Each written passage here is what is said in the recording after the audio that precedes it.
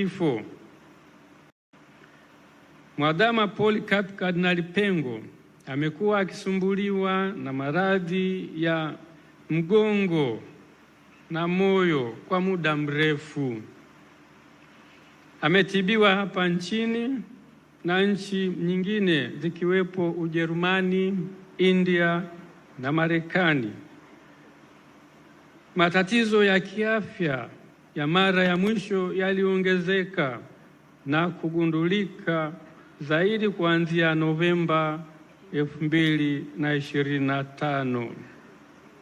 Alianza matibabu mara moja hapa nchini na kisha kwenda nchini India tarehe 27 Desemba 2025. Alifariki tarehe 19 Februari 2026 saa 4 usiku kwa maradhi ya moyo, muda mfupi baada ya kurudi kutoka nchini India alikokuwa akipata matibabu. Shukrani za dhati ziwafikie wote waliomsaidia Baba Mwadhama katika mahangaiko yake ya kiafya, hasa madaktari na wauguzi wa hospitali za hapa nchini zikiwemo Muhimbili, hospitali ya moyo ya Jakaya Kikwete, TMJ, VS Hospitals ya nchini India na kadhalika. Na kwa namna ya pekee shukrani ziwafikie madaktari wake Profesa Mohamed Janabi, Dr. Peter Kisenge, Dr. Kapiteni Lusangulira na Dr. Vijay Guru wa India na Profesa Hatil wa Weill Cornell ya New York, Marekani. Shukrani pia ziwaendee wauguzi ambao kwa vipindi mbalimbali walihudumia afya ya Baba Mwadhama. Sister Dr. Grace Kagaruki, Sister Dr. Agneta Shonyela, Sister Anselmina Mtumbuka, Sister Bernadetta Mkalole, Sister Immaculata Dimoso na Nurse Oliva Marandu, bila kumsahau kwa namna ya pekee msaidizi wake wa karibu Padre Frank Mtavangu. Pia shukrani za pekee ziwaendee mapadri wa MMI na masista wa DMI ambao wamekuwa wenyeji wake kwa nyakati mbalimbali akiwa nchini India kwa matibabu, kwani walimjali mno na kuwa faraja katika mahangaiko yake. Shukrani nyingine ziwaendee wote waliomsaidia kwa hali na mali, kumfariji, kumtia moyo na kumuombea katika kipindi chote cha mahangaiko ya kiafya. Pia tunaishukuru serikali ya Tanzania kwa kushughulikia upatikanaji wa air ambulance iliyomsafirisha kutoka India hadi hapa Dar es Salaam. Tutamkumbuka Mwadhama Polycarp Kardinali Pengo kwa yafuatayo: 1. Moyo wa ibada na sala, hasa kwa Ekaristi Takatifu, ambapo alipenda kushinda na Yesu wa Ekaristi mara nyingi. Pia mapenzi yake kwa Mama Bikira Maria, kwani alipenda mno kusali rozari takatifu. 2.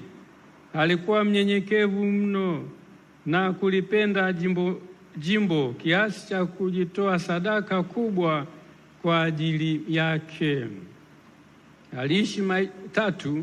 Aliishi maisha ya kifukara na hakupenda kabisa kujilimbikizia mali, maana kila alichokipata alikitoa kwa kanisa. Kwa mfano, baada ya kustaafu, alichopewa kama zawadi alikitoa mara moja kwa miradi ya kanisa, tena hata nje ya jimbo kuu la Dar es Salaam. 4, aliupenda mno na kuheshimu padri wake. 5, alikuwa na nidhamu binafsi ya pekee, hasa katika kusali, kuheshimu muda na kufanya kazi kwa bidii. 6, alijiepusha na upendeleo wowote wa binafsi na kuwahudumia watu wote sawa bila kujali asili yao. 7, alipenda daima na kusimamia ukweli, haki na amani, maadili, na alikuwa na msimamo kwa vitu vya msingi. 8, alipenda sana watoto na hivyo daima alisimama na utume wa utoto mtakatifu. 9, alibuni utaratibu mzuri wa kutegemeza baadhi ya taasisi za jimbo kwa kutumia vyama vya kitume, mfano kuwafanya UWAKA kutegemeza shirika la masista wa dada wadogo na kuendeleza kituo hiki cha Hija Pugu, WAWATA kutegemeza seminari ndogo ya Mtakatifu Maria Visiga, Utoto Mtakatifu kuinjilisha Mafia, Moyo Mtakatifu wa Yesu kuwaombea waseminari wadogo na wakubwa, JUWAMA yaani Jumuiya ya Wazazi wa Mafrateri kutegemeza mafrateri. 10, alibuni utaratibu wa parokia kuchangia kusomesha mafrateri kwa njia ya sadaka ya misa siku ya kipaimara. 11, pia alibuni utaratibu mzuri wa kulitegemeza jimbo kwa ujumla kwa kuanzisha tegemeza jimbo mwaka 1994 na hivyo kulifanya kanisa lisiwe omba na lishiriki vyema kazi ya uinjilishaji kwa majitoleo yake lenyewe na kwa kuwezeshwa na baraka za Mungu. 12, alipigania sana ustawi wa kanisa kiasi cha kuanzisha parokia nyingi na taasisi na vyama vya kitume vingi jimboni.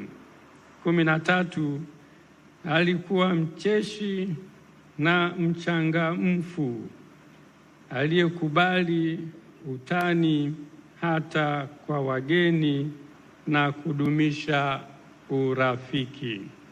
Bwana alitoa na Bwana ametwaa, jina la Bwana libarikiwe. Raha ya milele umpe, e Bwana.